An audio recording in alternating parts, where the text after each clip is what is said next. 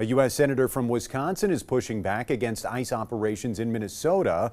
Democratic Senator Tammy Baldwin held a news conference earlier today. Baldwin mentioned that Alex Pretti, the man killed by ICE officers Saturday, was a Wisconsin man.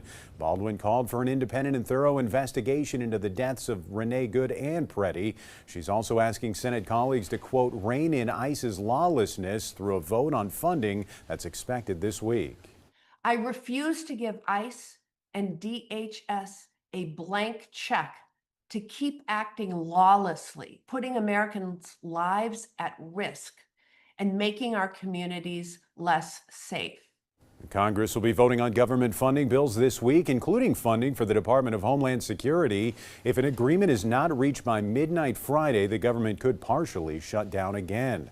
And meanwhile, Wisconsin's Republican U.S. Senator Ron Johnson reacted to the ICE presence in Minnesota, saying Good and Pretti's deaths are tragedies that didn't need to happen. He went on to say the deaths of Laken Riley and Breonna Kelson and other victims of who he called violent illegal immigrants were also preventable. He said all of these deaths are the result of the, quote, Democrats' open border policy.